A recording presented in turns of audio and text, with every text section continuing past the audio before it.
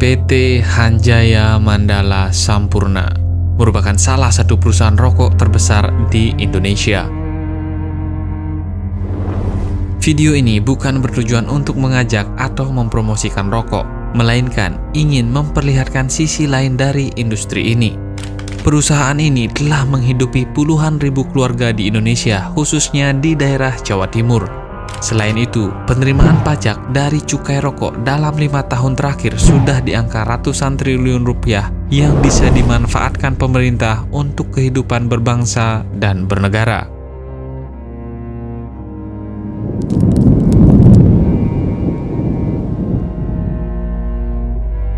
Terlepas dari berbagai kontroversi rokok, mulai dari dampak kesehatan dan lain sebagainya, yang jelas, sejarah Sampurna dengan rokoknya telah menjadi bagian dari sejarah bangsa Indonesia. Dan buat kalian yang baru menemukan channel ini, bisa support dengan klik tombol like, subscribe, dan apabila ada ide, saran, atau apapun itu, bisa langsung tulis di kolom komentar.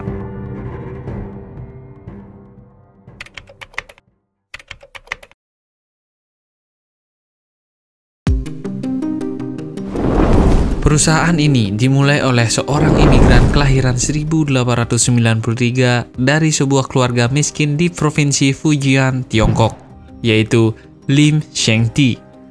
Ia datang ke Indonesia pada tahun 1898 bersama kakak perempuan dan ayahnya.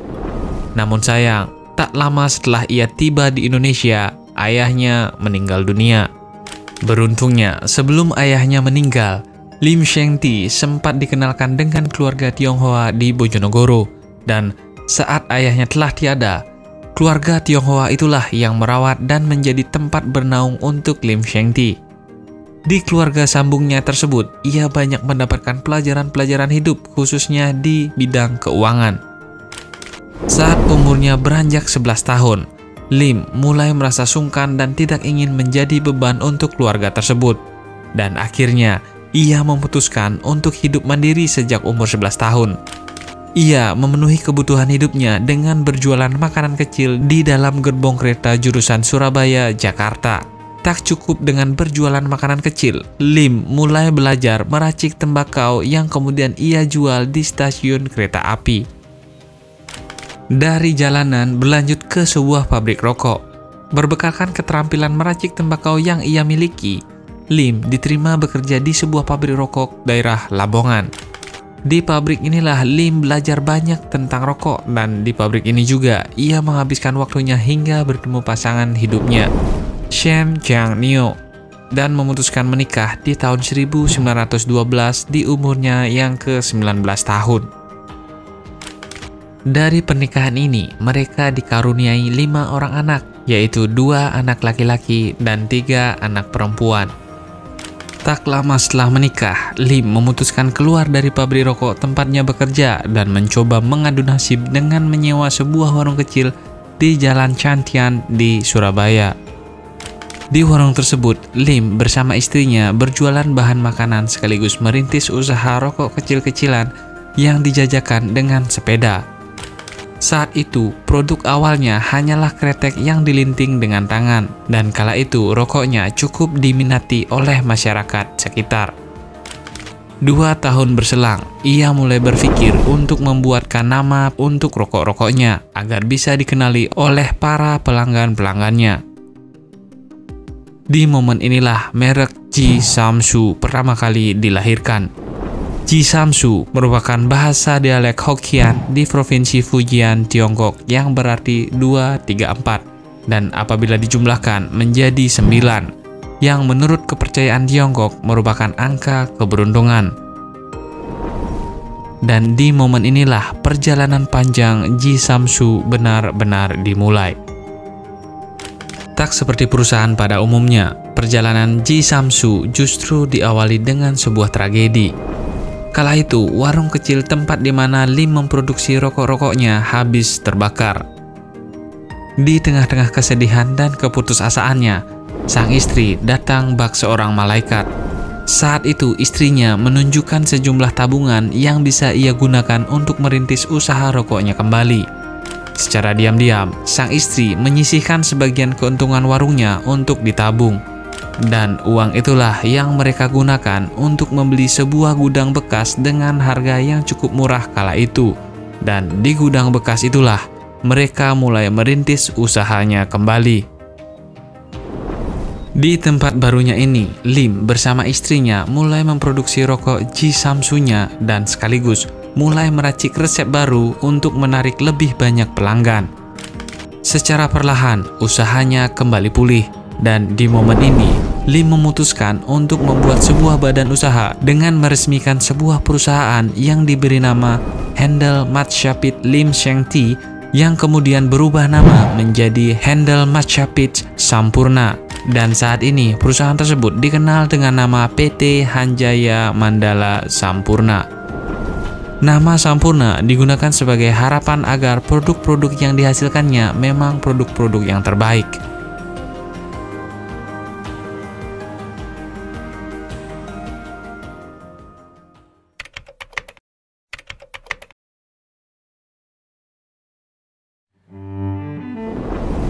Logo perusahaan Sampurna memiliki beberapa unsur di dalamnya, mulai dari atas yaitu 9 bintang.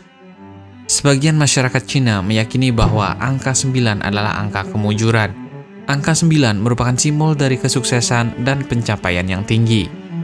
Kemudian di bawah bintang terdapat gambar filsafat 3 tangan dalam sebuah lingkaran yang dipegang oleh 2 singa. Filsafat 3 tangan ini merupakan simbol dari kerjasama. Dan 2 singa di dalam logo tersebut merupakan singa jantan dan singa betina. Singa jantan yang menginjak bola dunia dan singa betina yang sedang mengasuh bayi. Gambar singa jantan ini merupakan lambang dari pemersatu bangsa, sedangkan gambar singa betina melambangkan kesuburan sampai ke anak cucu. Di bawah kedua singa terdapat tulisan Anggarda Paramita. Tulisan ini diambil dari bahasa Sanskerta yang berarti menuju kesempurnaan. Dan yang terakhir, di bagian paling bawah terdapat angka 1913 yang merupakan tahun berdirinya perusahaan.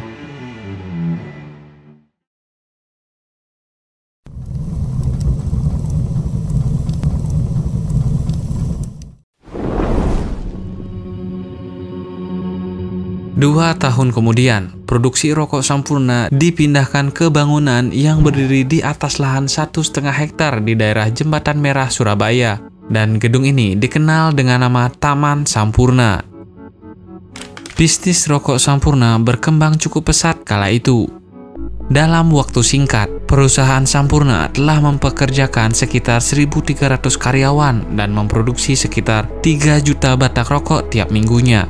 Pesanannya bahkan terus membludak sehingga para pelanggan dan para agen harus menunggu beberapa minggu demi mendapatkan rokok-rokok terbaik perusahaan Sampurna. Seiring dengan terus meningkatnya pesanan rokoknya, pabrik produksi perusahaan Sampurna semakin besar dan pasarnya pun semakin kokoh, khususnya untuk daerah Jawa Timur dan Jawa Tengah. Namun, di momen-momen kejayaan perusahaan Sampurna, pada tahun 1942, Jepang mendarat di Surabaya, dan dalam waktu kurang dari 6 jam, Lim Shengti ditangkap dan dibawa ke Jawa Barat untuk menjalani kerja paksa, sementara keluarganya lari dalam persembunyian. Tak diketahui kemana larinya harta milik keluarga dan perusahaan, tetapi yang pasti, setelah Indonesia memproklamirkan kemerdekaannya, harta dan perusahaan Lim telah habis dan hilang bak di telan bumi. Dan yang tersisa hanyalah keluarganya sendiri dan merek dagang Ji Samsu.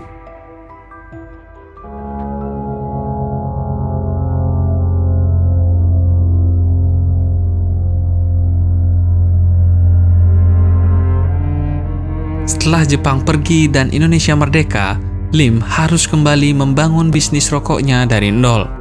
Bermodalkan merek Ji Samsu yang sudah terkenal di era sebelum perang, pabrik rokok Sampurna memulai operasionalnya kembali di bawah PT HM Sampurna.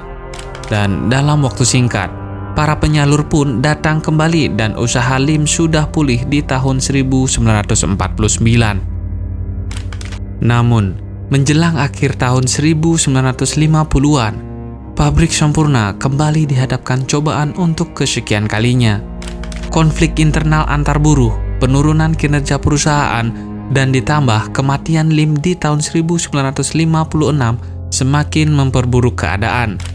Manajemen baru di bawah kedua putri Lim dan menantunya tidak mampu menangani usaha Sampurna. Kegagalan manajemen ini secara drastis membuat perusahaan semakin lemah. Mesin-mesin banyak yang tidak beroperasi dan karyawan Sampurna turun secara drastis, yang awalnya berjumlah ribuan hanya menyisakan 150 karyawan. Dan di tahun 1959, pabrik Sampurna resmi ditutup akibat dari kesulitan keuangan yang dialami.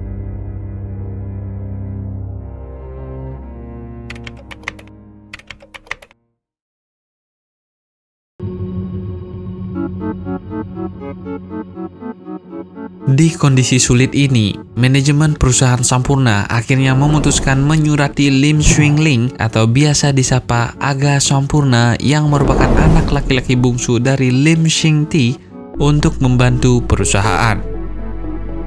Sebenarnya, Aga sudah merintis bisnis rokok sendiri dengan nama Panamas lewat PT Perusahaan Dagang dan Industri Panamas yang didirikan pada tanggal 19 Oktober 1963 yang berbasis di Pulau Dewata, Bali.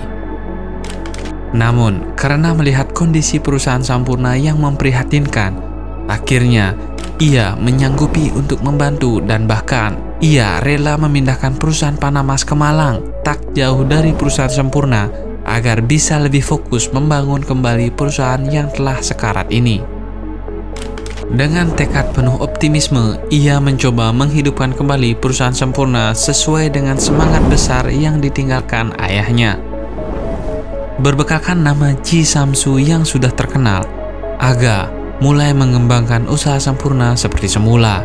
Dan dalam waktu beberapa tahun, Sampurna sudah mampu pulih dan kembali beroperasi sebagaimana yang diharapkan. Di bawah kepemimpinan Aga, PT HM Sampurna sudah memiliki 1.200 karyawan dan produksinya mencapai 1,3 juta batang per hari. Jumlah ini terus meningkat hingga perusahaan mampu menjual sebanyak 2,5 juta batang rokok per hari kala itu.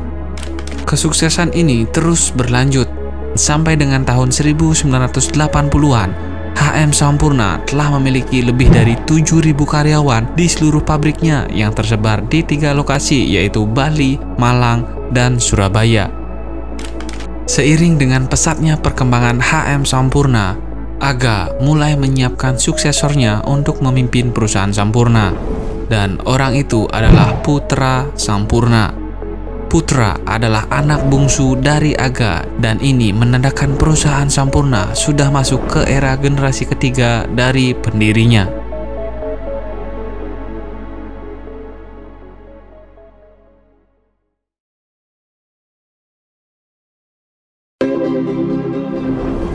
Saat memimpin HM Sampurna, Putra langsung membuat banyak terobosan dan modernisasi di berbagai sektor, seperti membangun pabrik baru seluas 153 hektar yang memproduksi rokok secara terpadu dan modern, serta membeli tembakau langsung dari petani.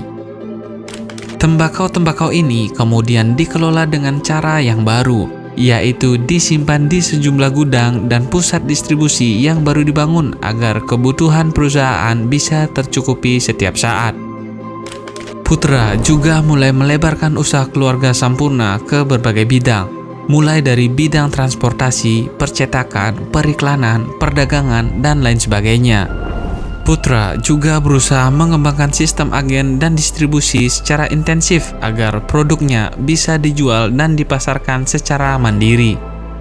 Tidak berhenti sampai sini, pengembangan usaha juga dilakukan lewat kerjasama dengan perusahaan besar dan melakukan ekspor ke berbagai negara seperti Malaysia, Myanmar, Vietnam, Filipina, Brazil, dan berbagai negara lainnya.